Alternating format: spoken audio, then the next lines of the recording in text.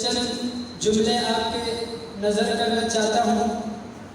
سوز دل چاہیے چشم نم چاہیے، سوز دل چاہیے چشم نم چاہیے، ہو میسر مدینے کی گلیاں اگر آگ کافی نہیں نظر چاہیے. اور آپ کے جذبات کی ترجمانی یوں کرنا چاہتا ہوں. اختورا کشمالیہ لے چکے کرنا لگیشا، اختورا کشمالیہ لے چکے کرنا لگیشا، دنگو دنگو غرون بازا تو تکے کرنا لگیشا، دیار دا گلابی شٹو پناز دا خندا کرسا، دیار دا گلابی شٹو پناز دا خندا کرسا، زمان سر اہونا سرگگئی کرنا لگیشا. مہمان محترمہ دا سفر پگردو کھڑا، مہمان محترمہ دا سفر پگردو کھڑا، سل نازول پیغل جنکی کرنا لگیشا. سامین محترم دا جملہ ستاسو کو وضاحت کراونا. ما پا تیر شوی کال دا پا یو سیکل یو بابا آماسی دی ملی سر تسلوانے شیئی پا گڑ وڑ سر دی مائی زمان مراد دانا دے بابا تا پا دنیا کی گورے سب آخیرت کی گورو تا دنیا پا فکر کی پروتی در جنت پا فکر کی پروتی. اللہ رب العزت کو قرآن کی وئی ان للمتقین مفازا عدائق و اعنابا و بواعی و اترابا و تقسن لحاقا. و اکم زنانا چی پا دنیا کی تا اخبر تا خاوت فرما بردارے کاغذ حکومت تعمیر گئے اور کم نوجوان اور کم شہید کی کرا شہید سے دی دنیا رخصت کی اللہ بد سل ہوری چیزیں آگئی انتظار گئی نوی سل نازول پیغلے جنہ کئی لبنا نکیشا. زمان مراد حضرت علامہ سلمان الحق حقانی صاحب درخواست کو جاورا سی استاذ کو مخی اقبل خیالات و اظہاروں کی آپ سب کو نیند آئی ہے اور حضرت کو بھی کافی تکاوٹ ہے لیکن میں آپ کی تکاوٹ دور کرنا چاہتا ہوں. نعرہ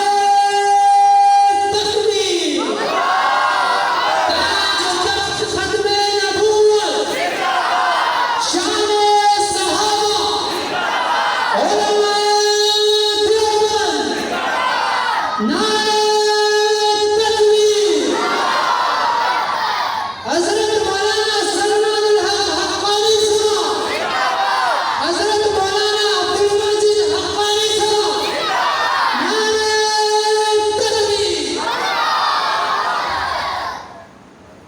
السلام علیکم ورحمۃ اللہ وبرکاتہ. وعلیکم السلام نحمده ونصلي على رسوله الكريم. أما بعد فأعوذ بالله من الشيطان الرجيم. بسم الله الرحمن الرحيم. قال الله تبارك وتعالى في كلام المجيد والفرقان الحميد: الرحمن علم القرآن خلق الإنسان علمه البيان. وقال رسول الله صلى الله عليه وسلم: خيركم من تعلم القرآن وعلمه. صدق الله العظيم. اللهم صل على محمد وعلى آل محمد كما صليت على إبراهيم وعلى آل إبراهيم إنك حميد مجيد. اللهم بارك على محمد وعلى آل محمد كما باركت على إبراهيم وعلى آل إبراهيم إنك حميد مجيد.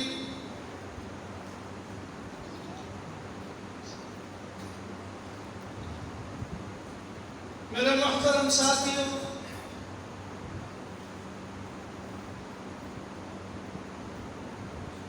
اللہ تعالیٰ کی بے شمار نعمتوں میں سے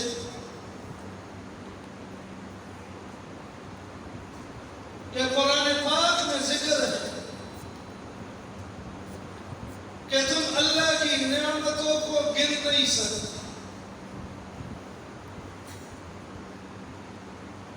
ساری زندگی کا جوڑیں اگر ہم ایک دن صبح جاگنے سے لے کر رات کے سونے تک کی نعمتوں کو گننا چاہیں تو ایک ایک سانس لینا یہ الگ نعمت ہے، ہم گن نہیں سکتے۔ باوجود اللہ کے نافرمان اور عاصی ہونے کے ایک دفعہ پھر اللہ تعالیٰ نے ہمیں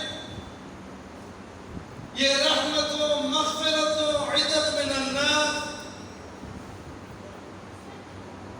دنیاوی و اخروی لذائذ سے بھرا ہوا مہینہ ہمیں اللہ نے نصیب فرمایا۔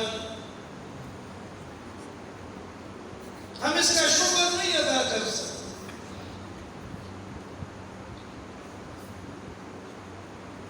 تو یقیناً یہ وقت اگر جوانوں کے سونے کا نہ ہو تو عمر رسیدہ بزرگ حضرات یقیناً دن بھر کے اپنے اعمال، اپنے کاروبار، دکانداری، نوکری اور عبادات سے انسان ہے بھی کمزور، تھک جاتا ہے،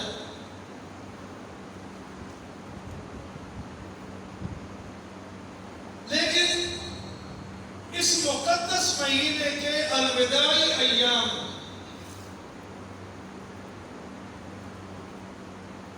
آپ نے عربوں کی تاریخ پڑھی ہو، اب بھی جو لوگ عرب ممالک میں جاتے رہتے ہیں یا بسلسلے روزگار ادھر مقیم رہتے ہیں، ان کو پتہ ہوگا کہ عرب لوگ کئی مہینہ پہلے سے ایک دوسرے کو مبارکباد دینا شروع کر دیتے ہیں۔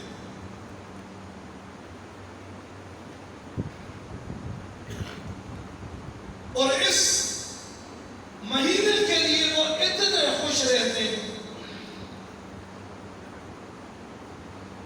کہ ہمارا معاملہ تو الٹ ہوتا ہے۔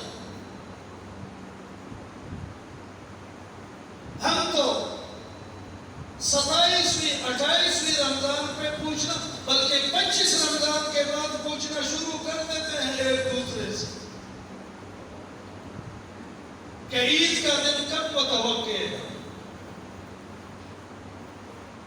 اور ان کا یہ حال ہوتا ہے، صحابہ کرام کا یہ حال ہوتا تھا کہ آخری روزے کے بعد وہ انتہائی مغموم رہتے تھے۔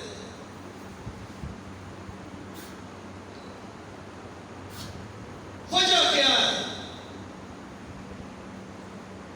وجہ یہ ہے کہ میں نے آپ کو ابتدا میں بتا دی، اللہ جل شانہ لمحہ بلمحہ انسان کو اپنے انعامات و اکرامات سے نوازتے رہتے ہیں۔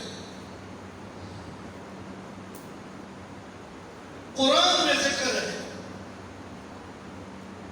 کہ اگر دنیا کے سارے سمندر وہ سیاہی بن جائے، دنیا کے سارے درخت ان سے قلم بن جائے اور یہ سمندر خشک ہو جائے، اوپر سے مزید 7 سمندر اور ڈال دیے جائیں اور یہ سب لکھنا شروع کر دیں تو قلم گس جائیں گے، ختم ہو جائیں گے،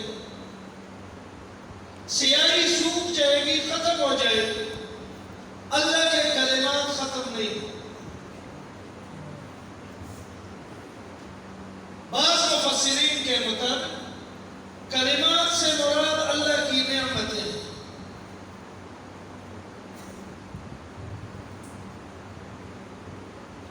قرآن پاک کی ایک آیت ہے، یا ایھا الذین آمنوا کتب علیکم الصیام کما کتب علی الذین من قبلکم لعلکم تتقون۔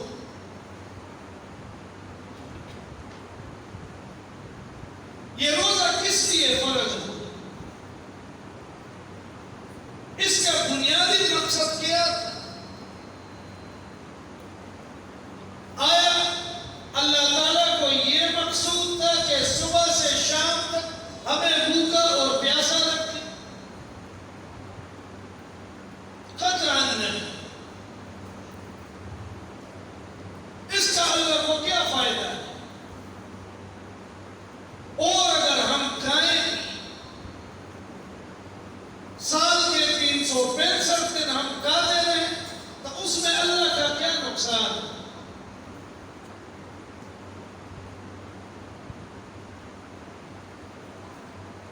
تو یہ روزے کا بنیادی مقصد اور سبب جو تھا وہ یہ تھا کہ انسان 11 مہینے اپنے دنیاوی کاموں میں لگ جاتا ہے. اس میں جو بڑے بڑے اسباق رکھے گئے ان سب کو بھول جاتا ہے. اور یہ عبادت اللہ نے ایسی عبادت رکھی کہ اس کی نسبت بھی اللہ نے اپنی طرف کر دی. الصوم لی وانا اجزی بہ، الصوم لی وانا اجزی بہ. دونوں طریقوں سے اس کا معنی نکلتا ہے کہ اللہ فرماتے ہیں کہ یہ روزے کا حکم میرے لیے تو یہ عبادت میرے لیے. باقی عبادتیں ہو سکتی ہیں اور لوگوں کی. مثال کے طور پر میں مسجد میں نماز پڑھ رہا ہوں، مجھے اندازہ ہو گیا کہ فلاں فلاں صاحب آ گئے. اب ان کو میں نے دکھانا مقصود ہے کہ میں تو بہت بڑا متقی ہوں. اب چاہے مجھے کچھ آتا ہے یا نہیں آتا، نماز میں میں کچھ پڑھتا ہوں یا نہیں پڑھتا، نماز میں نے لمبی کر دی تو یہ دکھاوا ہوگی. سجدہ میں نے لمبا کر دی. کسی دوسرے انسان کو دیکھ کر اس میں اپنی بزرگی اور تقوی کا روب جاننے کے لیے میں نے جلدی قرآن اٹھا لیا کہ یہ لوگ مجھے نیک سمجھے. لوگوں میں نکلتے وقت بجائے اس سے کہ میں اپنی انگلیوں کے بندوں پر بھی ذکر کر سکتا تھا، میں نے لمبی تصریح پکڑ کہ لوگ مجھے بزرگ سمجھے. تو یہ ساری عبادتیں یہ دنیا کے لیے اور ریا کے لیے ہوگی. روزے کا اصل مقصد کیا ہے اور یہ عبادت اللہ کے لیے کیسے؟ قرآن خود فرماتا ہے لعلکم تتقون، تاکہ تم میں تقوی آ جائے. تقوی کا کیا مطلب ہے؟ تقوی کا یہ مطلب ہے کہ تم بازار میں جا رہے ہیں، کوئی تمہاری طرف نہیں دیکھ رہا اور ایسی جگہ پر تمہاری نگاہ پڑنے والی تھی کہ تم اس میں گنہگار ہو سکتے تھے اور کسی کو پتہ بھی نہ چلتا. تم نے فوراً آنکھیں جھکا. معاملہ تمہارے اور اللہ کے بیچ رہے.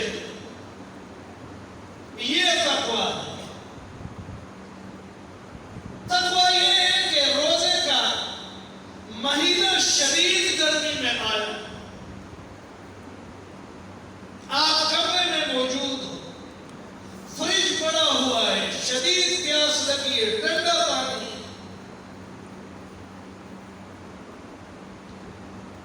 آپ نے بوتل پانی کی نکال کے منہ سے لگا دی اور منہ سکھا دی ہے ایسے، اور مغرب کے وقت آگے دسترخوان پہ بیٹھ کے افطاری کرنے والوں کے ساتھ کسی کو پتہ نہیں چلتا. لیکن اسی تقوی کی وجہ سے آپ نے اپنا ہاتھ روک دیا کمرے میں کہ کوئی بھی نہیں تو اللہ تو دیکھ رہا ہے. یہی تقوی ہے. اب اس بات کی کسی کو خبر بھی نہیں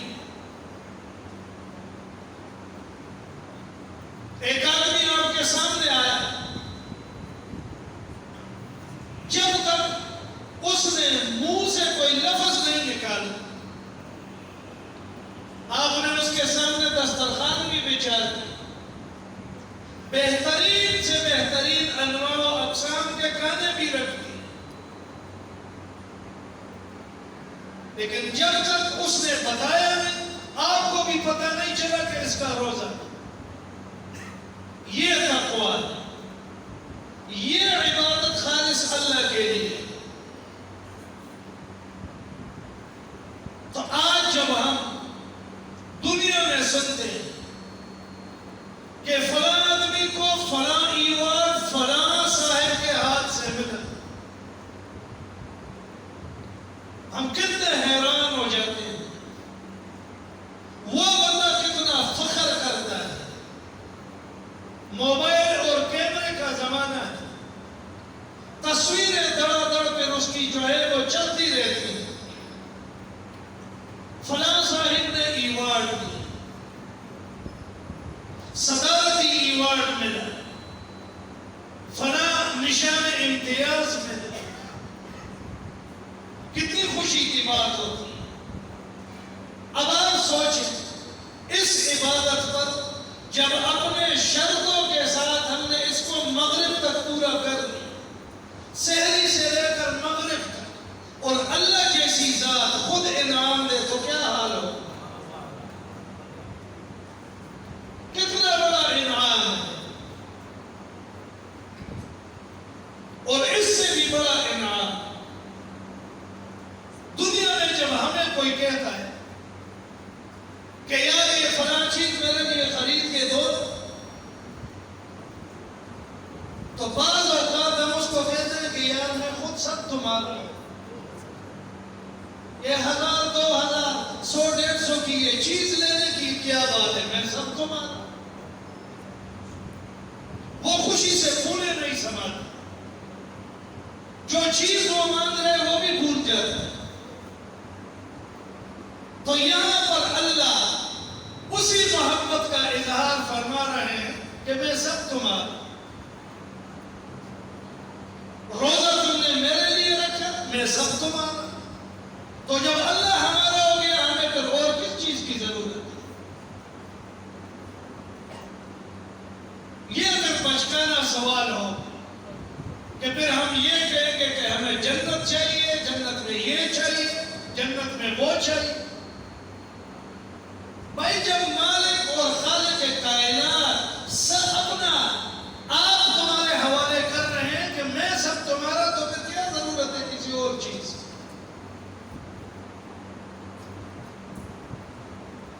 اور اس کے ساتھ ساتھ آپ نے سنا بھی اس سے پہلے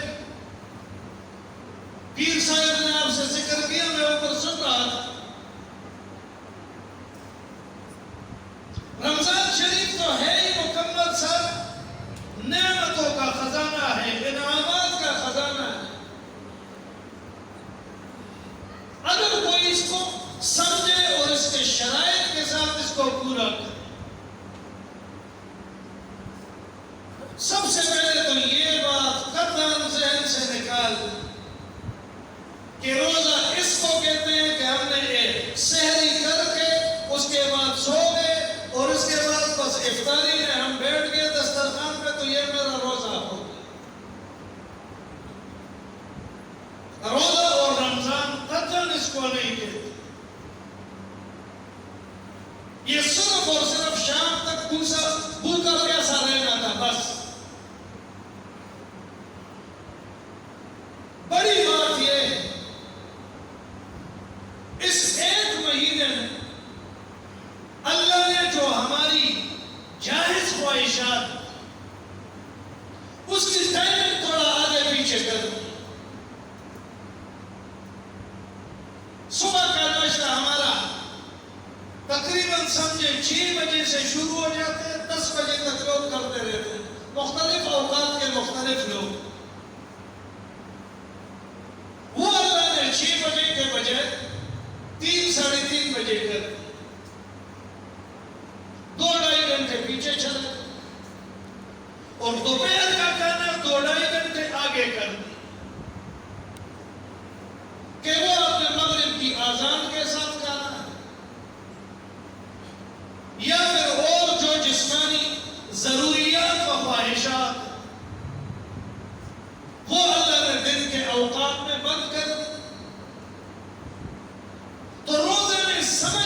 بات یہ ہے کہ جائز چیزیں تو ہم نے بند کر دی، لیکن جو چیزیں 12 مہینے بند آئے وہ ہم نے چھوڑ دیے کہ نہیں؟ مثال کے طور پر سب سے بڑی جو بیماری ہم میں عام ہے وہ غیبت کی بیماری ہے، اور اللہ معاف فرمائے ان دنوں ہم خوب زور لگا لیتے ہیں۔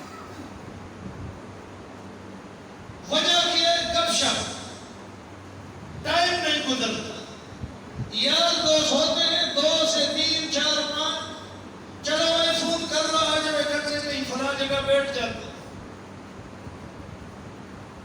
ٹائم پاس بھی ہو جائے، اور اس میں یہ گناہ شروع۔ تو مطلب یہ ہے کہ اور یہ گناہ ایسا ہے کہ آپ کی ساری نیکیاں یہ کار ہے۔ مسلمان بھائی کا اور مردہ مسلمان بھائی کا گوشت کا، آیا یہ چیز ہم نے چھوڑ دی ہے کہ نہیں؟ 11 مہینے تو ہم بازار میں جھوٹ بولتے رہتے ہیں، 10-20 روپے کے منافع کی خاطر دکان میں کھڑے ہو ہم جھوٹی قسم بھی اٹھا لیتے ہیں، جھوٹ ہمیں کوئی چیز نظر ہی نہیں آتی۔ تو آیا اگر اس رمضان میں ہم نے وہ 11 مہینے والی عادتیں نہیں چھوڑی تو گویا ہم نے روزہ ہی نہیں رکھا، صرف صبح سے شام تک ہم بھوکے رہے بس۔ اور سب سے بڑی بات کہ قرآن پاک میں اللہ تعالیٰ نے رمضان شریف کے اس مقدس مہینہ کا، اس کی جو وجہ ہے، جس کی وجہ سے روزوں کی فرضیت آئی، جس کی وجہ سے ہم یہ جشن مناتے ہیں جیسے آج بیٹھے ہوئے، قرآن پاک وہ ہم نے اپنی زندگی میں کتنا داخل کیا۔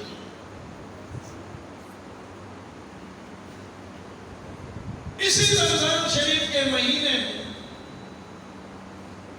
اللہ تعالیٰ نے اس کو لوح محفوظ سے آسمان دنیا میں اتارا،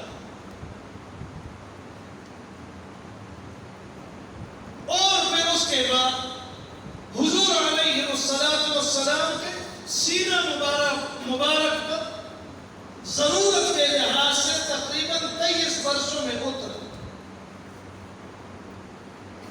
ان دنوں ہر عمل کے ساتھ ساتھ حضور علیہ السلام کی ذات مبارکہ قرآن پاک کے دور اور تلاوت میں اور بھی مصروفیت ان کی زیادہ ہو جاتی تھی۔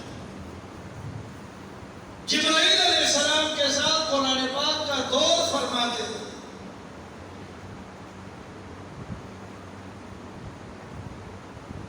اور جشنوں میں آپ کو بتاؤں، دنیا میں جو جشن منائے جاتے ہیں،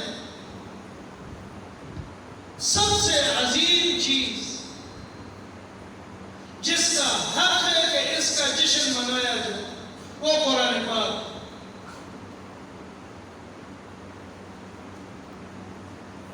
قرآن پاک میں مختلف جگہوں پر، جیسے ایک سورت کا میں آپ کو 1-2 آیتیں بتا دیتا ہوں۔ الف لام میم را کتاب احکمت آیاتہ ثم فصلت من لدن حکیم خبیر، کہ یہ ایک کتاب ہے ایک بڑی ذات کی طرف سے، جس کی آیتیں مضبوط ہیں، محکم ہے۔ اس کے ساتھ ساتھ تقریباً 50 آیتوں میں 50 جگہ اللہ تعالیٰ نے اس کی نسبت اپنی طرف فرمائی کہ یہ میری کتاب ہے۔ تب جب وہ ذات اتنی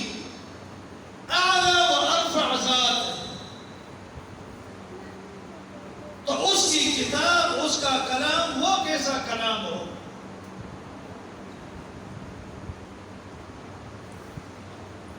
اور پھر ایسی ذات پہ نازل ہو جو کائنات کی سب سے مقدس ترین ذات ہے.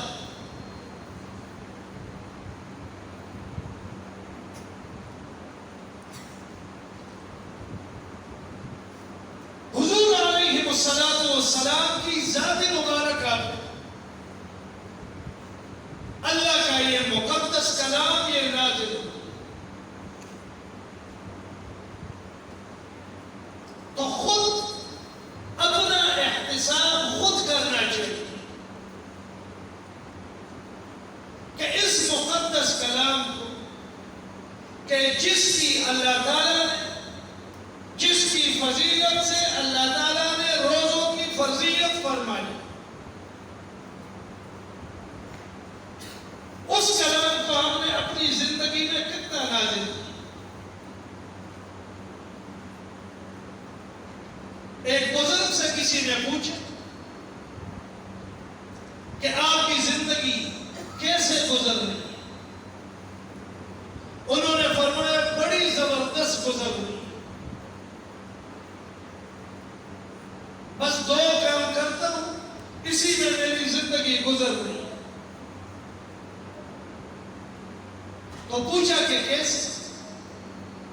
تو کہا کہ یا میں بولتا رہتا ہوں اللہ سنتے ہیں، یا اللہ بولتا ہے میں سنتا ہوں. کہا کیسے؟ کہا جب میرا دل کرتا ہے کہ میں اپنے پیارے اللہ کو سناؤں اور وہ سنے میری بات، تو وضو کر کے میں نماز کی نیت باندھ دیتا ہوں. تو سورہ فاتحہ کیا چیز ہے؟ میری اور آپ کی فریاد ہے. وضو کر کے اس مقدس ذات کے دربار میں بندہ اکیلے 2 کے 2 ہو جائے، پھر سناؤ اپنے دل سے، ایک آیت پہ غور کرے سورہ فاتحہ. جیسے بچہ جاتا ہے نا ماں کے سامنے یا باپ کے سامنے روتے ہوئے فریاد کرتا ہے، میری یہ ضرورت ہے، آپ سارا دن آج نہیں تھے، مجھے اس تکلیف کا سامنا کرنا پڑا. تو کہا جب میں فریاد سنانا چاہتا ہوں، میں کچھ سنانا چاہتا ہوں، تو نماز کی نیت باندھ دیتا ہوں. کہا دوسرا کام کیا کرتے ہو؟ تو فرمایا دوسرا یہ کرتا ہوں کہ جب میرا دل کرے کہ اب اللہ فرمائے اور میں سنوں، تو وضو کر کے قرآن پاک کھول لیتا ہوں. سارا اللہ کا کلام ہے، وہ فرماتے ہیں میں سنتا رہتا ہوں. تو فرمایا یہی زندگی ہے میری، انہی 2 کاموں میں بہترین گزرتی ہے زندگی. تو محترم ساتھی، اللہ تعالیٰ جتنی بڑی ذات ہے اتنا ہی بڑا اس ذات کا کلام ہے. یہ معمولی بات نہیں. آپ یہ نہ سمجھیں کہ آج مولانا صاحب نے اعلان کیا تھا کہ قرآن پاک کا ختم ہوگا تو آپ بیٹھ جائیں، اور ہمارے دل میں آ گیا کہ مولانا صاحب کی زبان نہ ٹالے، ان کی بات نہ ٹالے، تو ہم مسجد میں بیٹھ گئے. کہ میرے اور آپ کے ہاتھ میں نہیں، یہ اس ذات کے ہاتھ میں ہے، اس کا گھر ہے، اسی نے مہمان بنایا. ہمارے بہت سے ساتھی اس وقت کوئی سویا ہوگا، کوئی بازار میں کسی کام میں لگا ہو، کوئی ویسے ہی نہیں آیا ہو. یہ اللہ کی مقدس کتاب کا جشن، اسی نے آپ کا انتخاب فرمایا کہ آؤ میرے گھر میں میرے کتاب کا جشن مناؤ. یہ کم بات نہیں، اس کی قدر کریں آپ. جب ان مقدس لمحوں اللہ آپ کو اپنے قریب کرتا ہے تو سمجھ جائے کہ اللہ کی رحمت آپ کی طرف متوجہ ہے، تو اور بھی قریب ہونے کی کوشش کریں۔ اور ہمارے دادا جان شیخ الحدیث حضرت مولانا الحق صاحب نور اللہ مرقدہ، مولانا ضیاء الحق صاحب کی ان کے ساتھ بڑی نشستیں ہوئی ہیں، 32 سال ہو گئے، بنیاد انہوں نے رکھی، 3 دفعہ ممبر قومی اسمبلی رہے، ایک دن بھی ووٹ مانگنے کے لیے وہ گھر سے باہر نہیں نکلے۔ 2 دفعہ تو مجھے یاد نہیں ہے، ایک دفعہ میں پیدا نہیں ہوا تھا اور دوسری دفعہ تو میں 1 سال کا تھا، تیسری دفعہ مجھے یاد ہے جب وہ ممبر بنے تو الیکشن والے دن، پولنگ والے دن آپ نے دیکھا ہوگا امیدوار کا کیا حال ہوتا ہے، وہ کس جگہ ہوتا ہے، اور آج بھی مجھے یاد ہے، اور رات کے 1 بجے یا 1:30 بجے سوئے ہوئے تھے کیونکہ تہجد کے لیے اٹھتے تھے۔ تو میرے ایک چچا تھے، اللہ تعالیٰ جنت الفردوس نصیب فرمائے ان کو بھی، وہ بھی فوت ہو چکے ہیں، میرے چھوٹے چچا تھے، انہوں نے جگایا رات ایک کہ اٹھو جی، کہتے کیوں، کیا ہوا، اللہ خیر، آپ جیت گئے۔ تو انہوں نے کہا کیا جیتا، جنت کا ٹکٹ جیتا ہے۔ تو وہ شرمندہ ہو گیا ہمارے چچا، ساتھ میں کہا خواہ مخواہ میں میری نیند خراب کر دیا۔ وہ ایسے صوفی آدمی تھا۔ تو یہ مولانا صاحب، مولانا عبدالماجد حقانی صاحب اور مولانا ضیاء الحق صاحب کی آپ خوش قسمت ہے واللہ کہ ان جیسے لوگوں کے فیضیاب، ان کے مدرسے سے نکلے ہوئے، ان کے واسطے سے اکوڑا خٹک سے یہ فیض آپ کے پاس پہنچ رہا ہے۔ ان کی قدر فرمایا۔ یہ بات قطعاً نہیں ہے کہ کوئی مولوی کاروبار نہیں کر سکتا، کرنا چاہے تو دنیا کا سب سے بہترین کاروباری بن کے دکھائے، لیکن یہ مقصد نہیں ہے دنیا میں آنے، پیسہ کمانے پہ آئے تو سب سے زیادہ پیسے کما کر دکھا دے۔ آپ ہیں ہمارے جاننے والے علماء، لیکن ایسے آدمی جو اپنا علاقہ، اپنا گھر، گاؤں وغیرہ چھوڑ کے آپ کے مساجد، آپ کے محلوں میں آپ کہ اپنے اساتذہ نے جو پگڑی ان کے سر پہ رکھی ہے، جو ذمہ داری ان کے سر پہ ڈالی ہے، وہ امانت آپ کو اور آپ کے بچوں تک پہنچے، ان کی قدر کیا گیا۔ اور قدر کیا ہے، یہ نہیں کہ راستے میں آپ ان کے لیے قالین نے بچھایا تھا، مولوی بیچارہ آپ سے اور کچھ نہیں مانگتا، رزق دینے والی ذات بھی اللہ ہے۔ ہمارے دادا جانی فرمایا کرتے تھے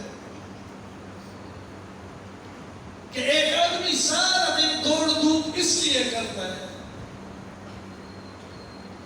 کہ میں ہفتے میں 1 دن یا 2 دن سفید جوڑا پہن کے صاف ستھرا پھروں، اور مولوی جو ہے وہ صبح کھڑا رہتا ہے، اس کو جوڑا پسند نہیں آتا کہ میں کون سا جوڑا پہنوں، اتنے ٹنگے رہتے ہیں اس کے استری شدہ کپڑے، اور اتنی ویرائٹی اتنی ہوتی ہے کہ تو پسند نہیں آتا کہ میں صبح کون سا پہنوں۔ دوسرے وہ فرماتے کہ بندہ سارا دن دوڑ دھوپ اس لیے کرتا ہے، نوکری بھی، کاروبار بھی، اپنی زراعت بھی، سب کچھ اس لیے کرتا ہے کہ مجھے 2 وقت کا کھانا ملے۔ مولوی کو 4 وقت ملتا ہے، میں نے اس میں تھوڑا اضافہ کیا ہے، میں کہتا ہوں کہ مولوی کا اکثر بدن میں معدہ خراب رہتا ہے. کس وجہ سے؟ بسیار خوری کی وجہ سے. اللہ موت دیتا ہے. تو کہنے کا مقصد یہ ہے کہ علماء کرام جہاں پر بھی وہ آپ سے کیا مانگتے ہیں؟ آپ کا وقت مانگتے ہیں. صرف دن میں 5, 10, 20, 15 منٹ نکال کے آپ کے محلے میں جو عالم ہیں، جو مفتی صاحب ہیں، جو مولوی صاحب ہیں، ان کے ساتھ بیٹھا کریں. ہزاروں مسائل آپ کو پیش آتے ہیں، وہ ان کے ساتھ پوچھ کے، وہ انگلش میں ڈسکس کرنا کہتے ہیں، کہ ان کے ساتھ وہ اپنی گفتگو کر کے اپنی باتیں، اپنے مسائل کو شریک کیا. اپنے بچوں کو لایا کرے مسجد کہ مولانا صاحب آپ کو اللہ نے علم دی، میرے بچے کو سپارہ پڑھائے، میرے بچے کو قرآن پڑھائے. آپ کی وہ ذمہ داری ہوگی. اور مولوی اور عالم وہ روز قیامت حضور علیہ السلام اور اپنے اساتذہ کے سامنے ایسے سینہ تان کے پھر کھڑا ہو کہ آپ نے جو امانت دی تھی وہ میں نے پہنچا دی. آپ لوگ مبارکباد کے مستحق کہ مولانا عبد الماجد صاحب انہوں نے تفسیر آپ کو پڑھا دی. اسی وجہ سے انہوں نے مجھے کہا بھی کہ یہ معوذتین کا درس آپ دے دیں. میں نے کہا نہیں، آپ کا ایک تسلسل ہے الحمدللہ من الجنت والناس تک آپ پڑھا دیں. میں تو پڑھاتا رہتا ہوں، مدرسے میں بھی پڑھاتا رہتا ہوں، ادھر بھی پڑھا دوں گا، کوئی مسئلہ نہیں. لیکن آپ کا ایک تسلسل ہے، ایک تعلق ہے اس قوم کے ساتھ، اس محلے کے ساتھ. میں نے کہا وہ بیچ میں کٹ جائے. اللہ تعالیٰ آپ کی اس آمد کو بھی باسعادت فرمائے. آپ کے لیے آپ نے جو وقت نکالا اللہ کے گھر میں بیٹھ اس میں ایک مسجد میں، ویسے بھی اللہ کے کلام سے متعلق جو مجلس ہوتی ہے اس میں رحمت کے فرشتے اترتے رہتے ہیں. اللہ کی رحمت وہ اترتی رہتی ہے. اور اللہ اپنی مجلس فرشتوں کو ایک بات کا جواب بھی دیتے ہیں، آپ کا اور ہمارا نام لے کہ جب اللہ نے فرمایا کہ انی جاعل فی الارض خلیفہ، میں انسان کو اپنا خلیفہ بنانا چاہتا ہوں، تو فرشتوں نے اس وقت اعتراض نہیں کیا. وہ تو اللہ کی مخلوق ہے، اللہ کے کسی حکم سے وہ سرتابی نہیں کر سکتے. انہوں نے ڈر دکھایا کہ انسان تو دنیا میں فساد پھیلائے، خونریزی کرے، دنیا فساد سے بھر جائے. جب ایسی مجالس ہوتی ہیں، اللہ کا ذکر ہوتا ہے، اللہ کے کلام کا ذکر ہوتا ہے، تو اللہ پھر فخر سے فرشتوں کے سامنے اہل مجالس کا نام لے کے پھر ذکر فرماتے ہیں. آج ایک چھوٹی سی جگہ پر ہمارا اور آپ کا کوئی نام لے یا کوئی بڑا آدمی ہمارا نام لے کے بے شک گالی دے دے، ہم خوش ہو جاتے ہیں. میں نے خود ایک بندے کو دیکھا ہے، ادھر اکھوڑا کھٹک لیتا ہے. اکھوڑا کھٹک میں ایک آدمی الیکشن لڑ رہا تھا، علاقے کا خان تھا. یہ دوسرا بندہ مجھے ملا، میں نے کہا کیا ہے؟ کہتے استاد جی آپ کی دعا ہے، آج فلاں خان نے مجھے جلسے میں دلہ کہا اور فلاں گالی دی مجھے. یہ اس کے لیے فخر کی بات ہے کہ ایک علاقے کا خان ہے، ایک امیر آدمی ہے، اس نے مجھے جلسے میں گالی دی. ہم خوش ہوتے ہیں یہ سن کے کہ فلاں مسجد میں دیکھو میرا مجلس میں میرا ذکر ہے، فلاں بڑے آدمی نے میرا ذکر کیا. تو سوچے آج کی رات جب اللہ اپنے فرشتوں کی مجلس میں آپ کا ذکر فرما رہے ہوں گے تو کیا حال ہو. اللہ تعالیٰ ہمیں ایسی ہزاروں مجالس میں بیٹھنا نصیب فرمائے. دل تو کرتا ہے کہ میں آپ کے ساتھ فجر کی اذان تک بیٹھا رہتا، نماز تک، لیکن اکوڑا کھٹک جانے بھی ہے، گھنٹہ 1.5 گھنٹے کا راستہ ہے، بس اسی پر اکتفا کرتا ہوں، آپ لوگوں نے بھی آرام کرنا ہوگا۔ اللہ تعالیٰ آپ سب کے عمروں میں برکت ڈالے، اللہ تعالیٰ آپ کو خوش رکھے، اللہ تعالیٰ آپ کا اس مسجد کے ساتھ، اس مدرسے کے ساتھ، ان علماء حضرات کے ساتھ یہ آنا جانا، اس پہ آپ کو اللہ تعالیٰ استقامت نصیب فرمائے۔ اور جو کچھ آپ نے قرآن پاک سنا حضرت مولانا صاحب سے، یا میں نے جو ٹوٹی ٹوٹی باتیں کی، یا پیر صاحب نے جو گفتگو فرمائی، تو یہ اللہ تعالیٰ آپ کے حق میں قبول فرمائے، اللہ تعالیٰ آپ کو اس پر عمل کرنے کی توفیق عطا فرمائے۔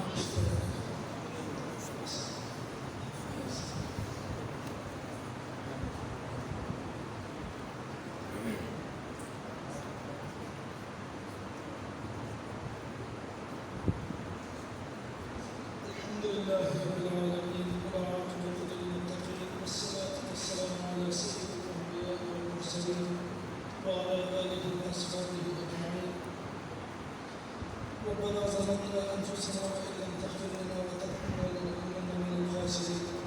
اے اللہ ہمارے گناہوں کو معاف فرما، اے اللہ ہمارے اس بیٹھنے کو، ہمارے اس اجتماع کو، ہمارے اس ٹوٹی سفر کو اپنے دربار میں قبول و منظور فرما۔ یا اللہ ان مقدس لمحات کی برکت سے یا اللہ ہمارے ٹوٹے جو بھی اعمال ہیں ہمارے بس میں یہ نیت ہو کہ اپنے دربار میں قبول فرما۔ اے اللہ ہمیں ان کاموں سے دور کر جو آپ کے پیغمبر حضرت محمد مصطفیٰ صلی اللہ علیہ وآلہ وسلم کی ناراضگی کا باعث بنے۔ اے اللہ ہمیں ان کاموں سے محبت فرما کہ جن کاموں کو تو اور تیرے پاک پیغمبر حضرت محمد مصطفیٰ صلی اللہ علیہ وآلہ وسلم ہم سے راضی ہو جائے۔ یا اللہ ہمیں قبر کے عذاب سے بچا، یا اللہ ہمیں حضور نبی کریم صلی اللہ علیہ وآلہ وسلم کا پکا امتی بنا۔ اے اللہ ہمیں ان کے ہر سنت پر عمل کرنے کی توفیق عطا فرما۔ اے اللہ جس طرح ہم اس دنیا میں تیری رضا کی خاطر تیرے اس گھر میں، مسجد میں، اس مقدس زمین پہ تیری رضا کی خاطر ہم اکٹھے ہوئے بیٹھے ہیں، اے اللہ قیامت کے دن ہمیں حضور علیہ السلام کے بڑے جنگل لواء الحمد کے نیچے اسی طرح اکٹھا فرما۔ اے اللہ قیامت کے دن ہمیں حضور نبی کریم صلی اللہ علیہ وآلہ وسلم کی شفاعت سے بہرور فرما۔ اے اللہ ہمیں ان کی امت کا شرمندگی کا باعث بنانے سے بچا۔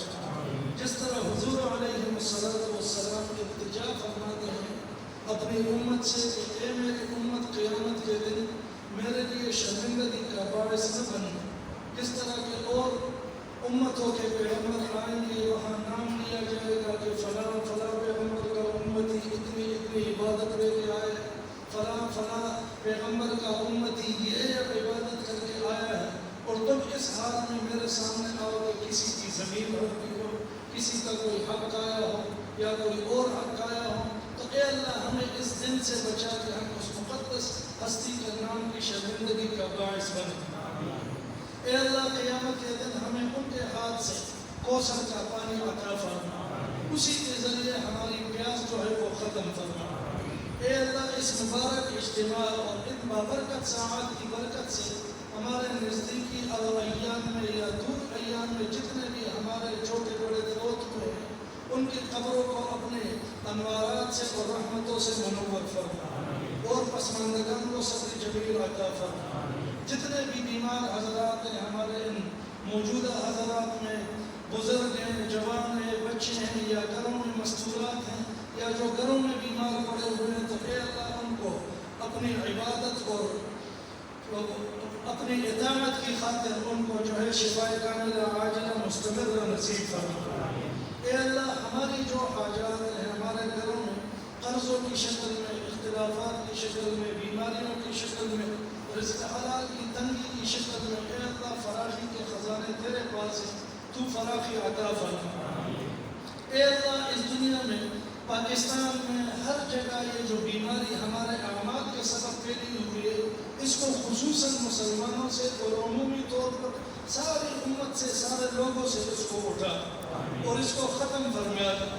یا اللہ یہ جن اسباب سے، جن ہمارے گناہوں کی وجہ سے آیا ہے، ہمارے جو گناہ ہم سے قصدن ہوئے ہیں، ہم سے نسیانن ہوئے ہیں، یا اللہ تو ان سب کو معاف فرما۔ ان سب پہ پردہ ڈالتے اور ان کو نیکیوں سے مبدل فرما. اور یا اللہ مرتے وقت ہماری زبانوں کو یہ کلمہ جاری فرما کہ لا الہ الا اللہ